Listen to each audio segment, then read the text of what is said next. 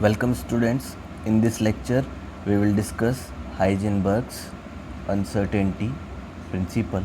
According to this principle, it is impossible to determine simultaneously the exact position or exact velocity, or we can also say momentum, of a microscopic particles like electron, proton, neutron etcetera. ठीक है, इसका मतलब क्या हुआ, किसी भी microscopic particle के लिए एक साथ एक ही टाइम पर उसकी पोजीशन और उसकी वेलोसिटी या फिर बोल सकते हो मोमेंटम को एग्जैक्टली डिटरमाइन नहीं किया जा सकता। दैट मीन्स अगर हम उसकी पोजीशन को एग्जैक्टली डिटरमाइन करने की कोशिश करते हैं तो उसकी वेलोसिटी के मेज़रमेंट में, ठीक है, एरर बढ़ती जाएगी। दैट मीन बोल सकते हैं अनसर्टेनिटी बढ़ती जाएगी। सिमिलरली अगर हम उसकी वेलोसिटी को एग्जैक्टली मेज़र करने की कोशिश करेंगे तो उसकी पोजीशन में अनसर्टेनिटी बढ़ती जाएगी। ठीक है, इसके अलावा हाइजेनबर्ग ने क्या बोला, if delta x is the uncertainty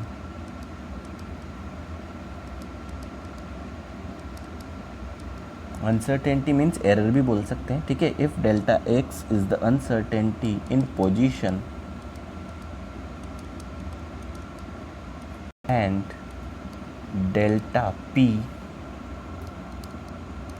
is the uncertainty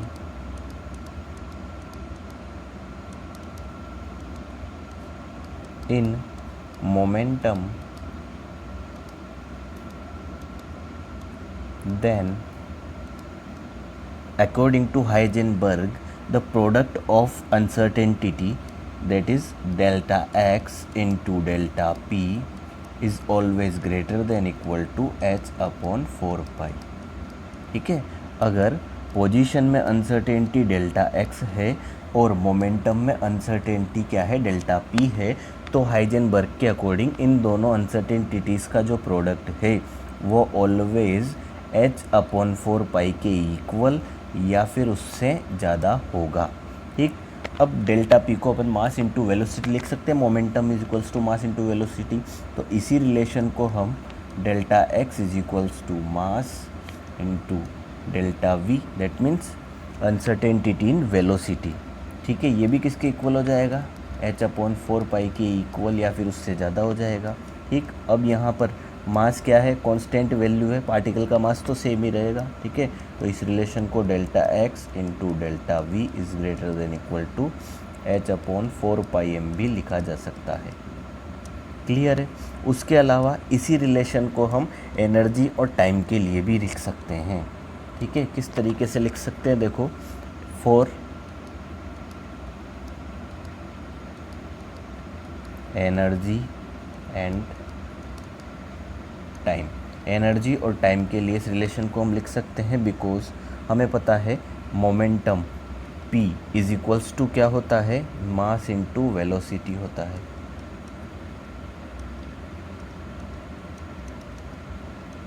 अब वेलोसिटी में हम क्या कर सकते हैं, टाइम से डिवाइड कर देंगे और टाइम से मल्टीप्लाई भी कर देंगे। सेम क्वांटिटी से मल्टीप्लाई और डिवाइड किया जा सकता है। क्लियर। अब देखो यहाँ पर वेलोसिटी अपॉन टाइम जो है, वेलोसिटी अपॉन टाइम, इसको क्या लिख सकते हैं, एक्सेलरेशन लिख सकते हैं। ठीक है, तो यहाँ पर ये हो जाएगा मास इनटू एक्सेलरेशन इनटू क्या हो जाएगा, टाइम। क्लियर।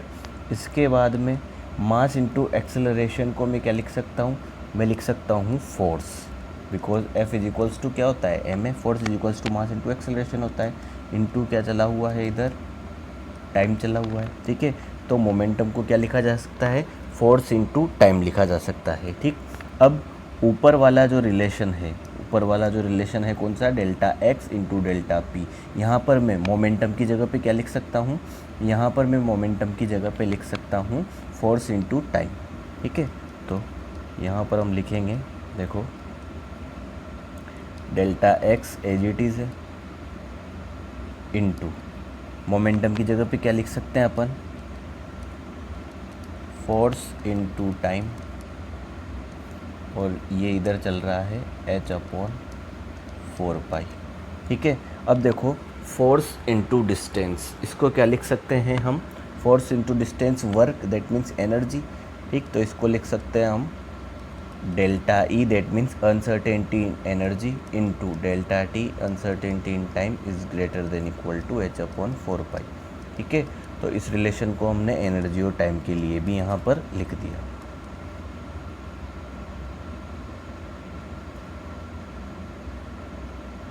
आ रही है बात समझ में। Simply delta is into delta T is greater than equal to h/4 pi हम ध्यान रख सकते हैं। इसके बाद में देखो, अब हम समझते हैं कि एग्जैक्टली में ऐसा होता क्या है जिसकी वजह से हम किसी भी माइक्रोस्कोपिक पार्टिकल की पोजीशन या फिर उसका मोमेंटम या उसकी वेलोसिटी एग्जैक्टली डिटरमाइन नहीं कर सकते हैं। तो इसे अब हम समझते हैं। ठीक है, देखो सपोज हाइड्रोजन एटम के लिए, फॉर हाइड्रोजन एटम में एक इलेक्ट्रॉन प्रेजेंट है। ठीक है, तो for hydrogen atom we want to determine the position of electron. Hydrogen atom के लिए क्या करना चाहते हैं हम, इलेक्ट्रॉन की पोजीशन को डिटरमाइन करना चाहते हैं। इलेक्ट्रॉन क्या है, एक माइक्रोस्कोपिक पार्टिकल है। ठीक, अब हाइजेनबर्ग ने क्या बोला, एक साथ एक ही टाइम पर हम पोजीशन और मोमेंटम या पोजीशन और वेलोसिटी बोल सकते हो को एग्जैक्टली डिटरमाइन नहीं कर सकते किसी भी माइक्रोस्कोपिक पार्टिकल के लिए।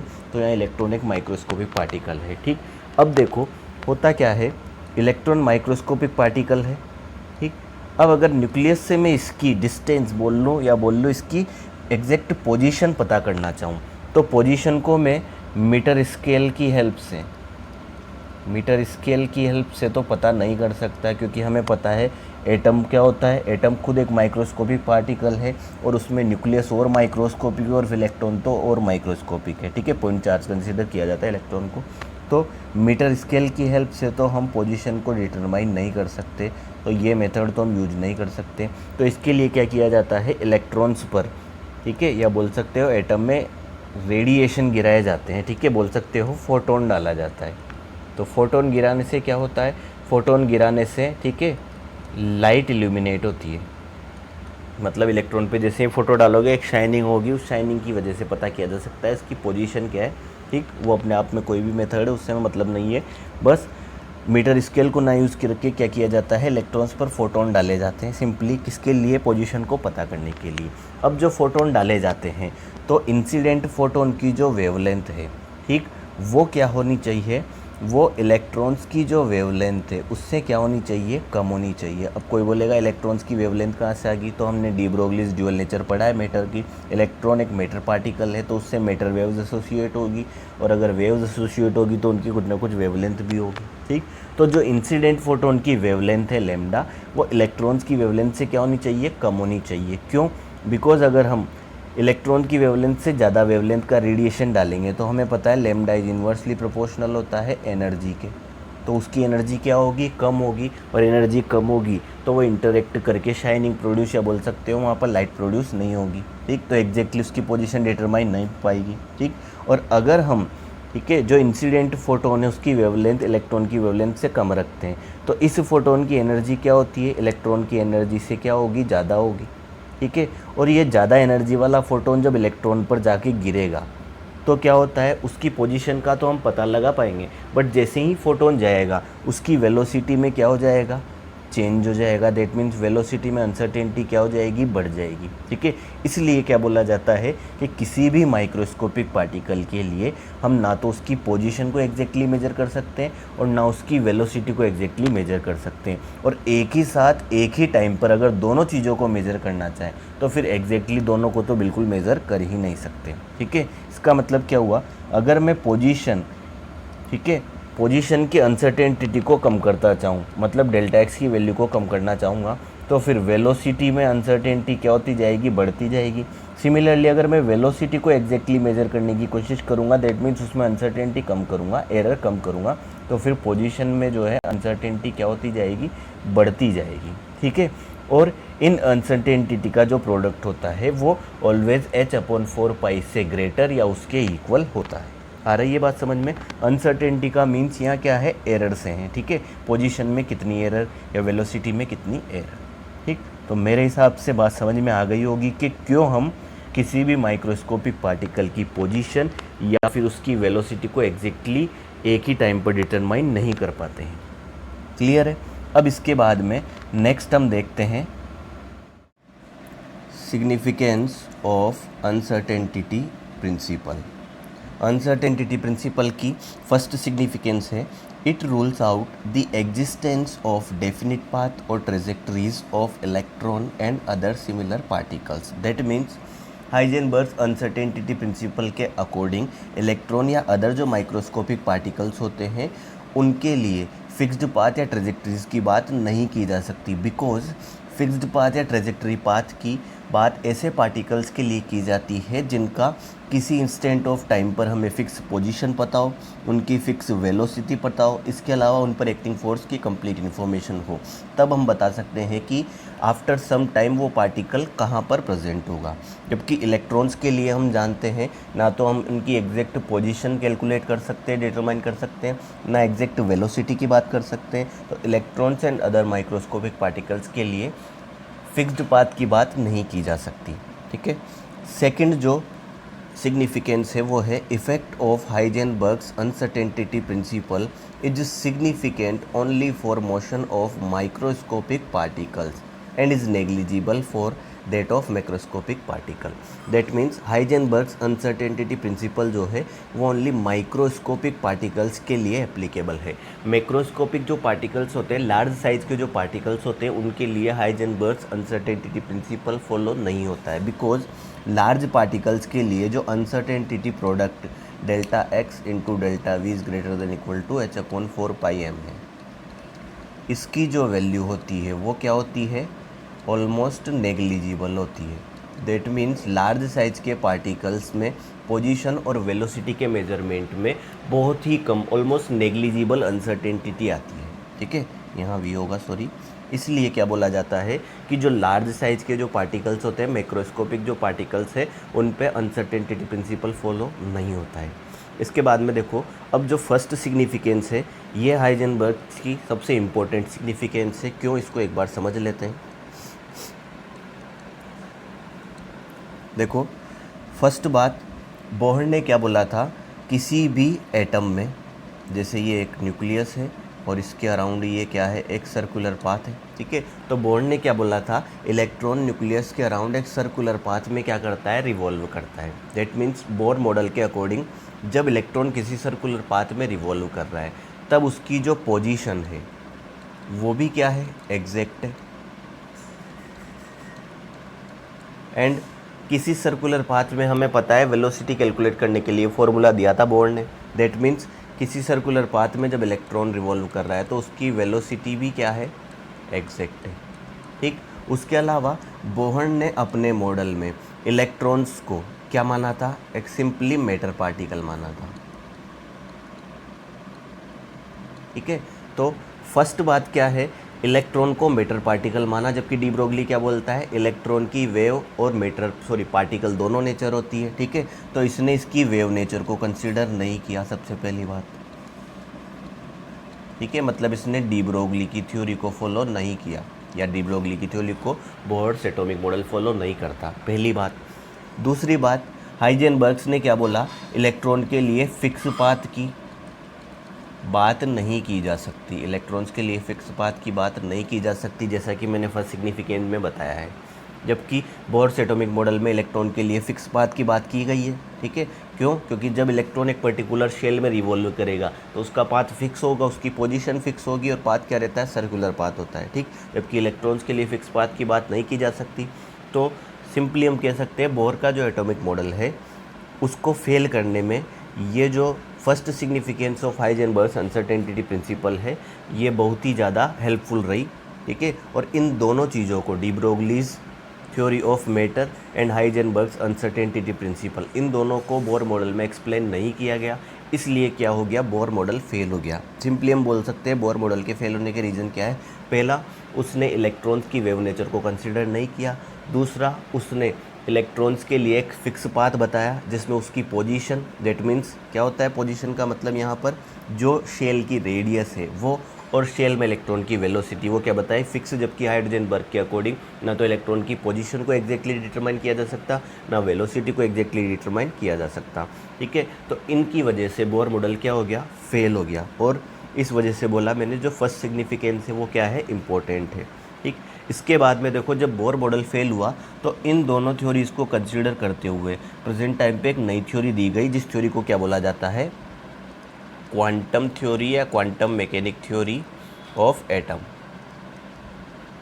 ठीक है, क्वांटम थ्योरी क्या बोलती है, बोर थ्योरी से अलग वो क्या बोलती है, वो बोलती है हम न्यूक्लियस के अराउंड इलेक्ट्रॉन को एक फिक्स पोजीशन पर डिटरमाइन नहीं कर सकते, बट हम एक एरिया बता सकते हैं जहाँ पे इलेक्ट्रॉन के मिलने की जो प्रोबेबिलिटी है वो क्या होती है, मैक्सिमम है। ठीक है, क्वांटम थ्योरी क्या बोलती है, न्यूक्लियस के अराउंड एक रीजन या एक एरिया ऐसा बताया जा सकता है जहाँ पर इलेक्ट्रॉन के मिलने की, इलेक्ट्रॉन के पाए जाने की जो प्रोबेबिलिटी होती है वो क्या होती है, मैक्सिमम होती है, और इस पर्टिकुलर एरिया को क्या बोला जाता है, ऑर्बिटल बोला जाता है। ठीक है, तो इलेक्ट्रॉन जो होते हैं न्यूक्लियस के अराउंड, ठीक है, एक एरिया में मैक्सिमम पाए जाते हैं, उस एरिया को क्या बोला जाता है, ऑर्बिटल बोला जाता है। आ रही है बात समझ में। ठीक है, इस तरीके से क्या हुआ, de Broglie and Heisenberg's uncertainty principle के बेसिस पे बोर मॉडल तो क्या हो गया, फेल हो गया, और एक न्यू थ्योरी प्रपोज की गई जिसे क्या बोला गया, क्वांटम थ्योरी बोला गया। और क्वांटम थ्योरी क्या बोलती है, हम इलेक्ट्रॉन की एग्जैक्ट पोजीशन तो डिटरमाइन नहीं कर सकते, बट एक एरिया बता सकते हैं जिसमें इलेक्ट्रॉन पाए जाने की जो पॉसिबिलिटी है, जो प्रोबेबिलिटी है वो क्या होगी, मैक्सिमम होगी, उस एरिया को ऑर्बिटल बोला जाता है। ठीक है, और ये जो एरिया होता है ये 2 डायमेंशनल नहीं होता, जैसे बोर्ड ने तो सर्कुलर पाथ बताया, सर्कल एक 2D ज्योमेट्री होता है, जबकि क्वांटम थ्योरी बोलती है इलेक्ट्रॉन 3 डायमेंशनल एरिया में कहीं भी पाया जा सकता है। ठीक है, अब देखो इसके बाद में हम हाइजेनबर्ग्स अनसर्टेनिटी प्रिंसिपल से रिलेटेड एक दो न्यूमेरिकल लेते हैं। फर्स्ट न्यूमेरिकल है हमारे पास में, a microscope using suitable photon is employed to locate an electron in an atom within a distance of 0.1 angstrom.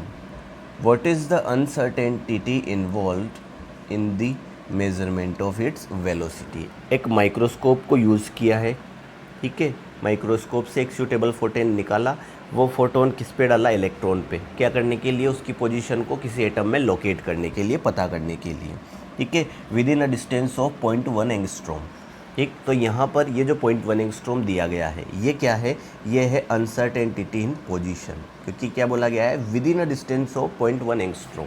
ठीक है, इस डिस्टेंस में, ठीक, दैट मीन्स क्या है, ये पोजीशन में अनसर्टेनिटी कितनी, 0.1 एंगस्ट्रॉम दी हुई है। सिमिलरली हमें क्या कैलकुलेट करना है, अनसर्टेनिटी इन वेलोसिटी कैलकुलेट करना है, तो हमें पता है हाइजेनबर्ग्स के अकॉर्डिंग, ठीक है, uncertainty in position into uncertainty in velocity is greater than equal to कितना होता है, h/4πm के इक्वल होता है। या पहले uncertainty into position into uncertainty in momentum लिख सकते हैं, फिर उसको वॉल्यूम में कन्वर्ट, वेलोसिटी में कन्वर्ट कर सकते हैं, सॉरी मैंने डायरेक्ट लिख दिया। इसके बाद में देखो पोजीशन में अनसर्टेनिटी की वैल्यू है यहाँ पर 0.1 एंगस्ट्रॉम, वेलोसिटी में अनसर्टेनिटी हमें फाइंड आउट करनी है। ठीक, अब यहाँ पर ग्रेटर देन से तो कुछ मतलब है नहीं, क्योंकि हमें तो वैल्यू कैलकुलेट करके बतानी है कि कितनी एग्जैक्ट होगी, या तो उतनी होगी या उससे ज़्यादा होगी, तो हम यहाँ पर क्या लेते हैं, इक्वल का साइन ले लेते हैं। ठीक, इसके बाद में h/4πm। इसके बाद देखो यहाँ पर बात किसकी की जा रही है, इलेक्ट्रॉन की, तो मास ऑफ इलेक्ट्रॉन हम जानते हैं कितना होता है, तो वेलोसिटी में अनसर्टेनिटी निकालनी है, तो इसके लिए क्या हो जाएगा, h/4πm इंटू 0.1 एंगस्ट्रॉम। ठीक है, अब सारी वैल्यूज़ हम पुट कर देंगे और क्या कर देंगे, सिंपली सोल्व कर देंगे। देखो इधर एच प्लांक जो कांस्टेंट है उसकी वैल्यू कितनी होती है, 6.626 into 10⁻34 joule into second divided by 4 into pi की वैल्यू होती है 3.14 इंटू मास ऑफ इलेक्ट्रॉन होता है 9.1 इंटू 10⁻31 किलोग्राम। यहाँ मास किलोग्राम में लेना है बिकॉज प्लांक्स कांस्टेंट की वैल्यू जूल में है, और जूल क्या होता है, 1 जूल इज इक्वल्स टू होता है किलोग्राम मीटर स्क्वायर पर सेकेंड स्क्वायर, इसलिए वैल्यू यहाँ मास की किस में लेनी है, जूल में ही लेनी है, इनटू 0.1 और एंगस्ट्रॉम का मतलब 10⁻⁻10 मीटर। जब इस सारी वैल्यू को सोल्व करते हो तो ये वैल्यू आती है 5.79 into 10⁻6 metre per second inverse, sorry metre per second, ठीक, जो कि क्या है, अनसर्टेनिटी इन वेलोसिटी। तो पोजीशन में अनसर्टेनिटी अगर 0.1 एंगस्ट्रॉम है तो वेलोसिटी में अनसर्टेनिटी कितनी होगी, 5.79 इंटू 10⁻6 मीटर पर सेकेंड। एक और क्वेश्चन देखते हैं। देखो इस क्वेश्चन में क्या बोला गया है, अ golf ball has a mass of 40 kilogram. Golf ball का मास कितना दिया हुआ है, 40 किलोग्राम दिया हुआ है। जो भी क्वेश्चन दिया हुआ होता है सबसे पहले उसमें गिवन क्वांटिटीज़ को लिखना होता है। तो मास कितना गिवन है अपने को, 40 किलोग्राम गिवन है किसी गोल्फ बॉल का। इसके बाद में देखो, and a speed of 45 metre per second. Golf ball की जो स्पीड है, जो वेलोसिटी है, सॉरी, जो वेलोसिटी है वो कितनी है, 45 मीटर पर सेकेंड है। इसके बाद में देखो, if the speed can be measure with in accuracy 2%, ठीक है, जो स्पीड है गोल्फ बॉल की वो 2% एक्यूरेसी के साथ मेज़र की गई है। दैट मीन्स अनसर्टेनिटी कितनी है, ओवरऑल वेलोसिटी का 2%। दैट मीन्स अगर मैं बात करूँ uncertainty in velocity delta we की, तो वो क्या हो जाएगा, 45 का 2%, that means 45 into 2 divided by 100, कितना आ जाएगा ये, 0.9 मीटर पर सेकेंड। क्योंकि 2% एक्यूरेसी के साथ का मतलब क्या है, वेलोसिटी के मेजरमेंट में 2% एरर है या 2% अनसर्टेनिटी है। तो 45 का 2% निकालोगे तो 0.9 मीटर पर सेकेंड क्या है, वेलोसिटी में अनसर्टेनिटी। इसके बाद में देखो अब आगे क्या पूछा गया है अपने से, calculate uncertainty in position. Position में अनसर्टेनिटी पूछी गई है तो सिंपली वापस से वही रिलेशन लगा सकते हैं, uncertainty into position into uncertainty into velocity is equal to h/4πm। Direct मैंने इक्वल का साइन ले लिया क्योंकि या तो अनसर्टेनिटी इतनी होगी या इससे ज़्यादा होगी, ठीक, तो हमें कितनी होगी ये बताना है। देखो इसके बाद में अब वैल्यू पुट करने की बात है, तो अनसर्टेनिटी इन पोजीशन तो कैलकुलेट करना है, वेलोसिटी को उधर डिवाइड में ले जाते हैं क्रॉस मल्टीप्लाई के थ्रू, तो ये हो जाएगा 4πm into uncertainty in velocity. अब देखो सिंपली वैल्यू को पुट करना है और कुछ नहीं करना। यहाँ पर h की वैल्यू वापस से 6.626 into 10⁻⁻34 joule into second divided by 4 as it is into pi की वैल्यू 3.14 इंटू मास यहाँ पर कितना गिवन है 40 और किलोग्राम में लेना है तो किलोग्राम में गिवन है, ठीक। इसके बाद में देखो अनसर्टेनिटी इन वेलोसिटी कितनी है, अभी हमने फाइंड आउट की 0.9 मीटर पर सेकेंड है, क्लियर।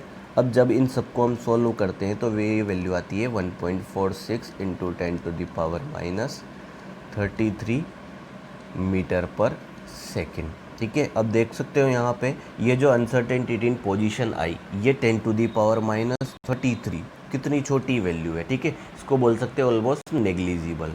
इसलिए क्या बोला जाता है, जो लार्ज साइज़ के पार्टिकल्स होते हैं, जैसे यहाँ गोल्फ बॉल 40 किलोग्राम की बताई गई है, ठीक है, 40 किलोग्राम की बॉल हम समझ सकते हैं कितनी भारी सी होगी और कितनी बड़ी होगी, ठीक है। तो लार्ज साइज़ के जो पार्टिकल्स होते हैं उनके लिए अनसर्टेनिटी प्रोडक्ट जो है या अनसर्टेनिटी की वैल्यूज जो होती है वो क्या होती है, ऑलमोस्ट नेग्लिजिबल होती है, मतलब अनसर्टेनिटी होती नहीं है, इस तरीके से बोल सकते हो। इसलिए यहाँ पर अनसर्टेनिटी प्रिंसिपल फॉलो नहीं होता है। आ रही होगी बात समझ में, ठीक है। Okay, have a good day.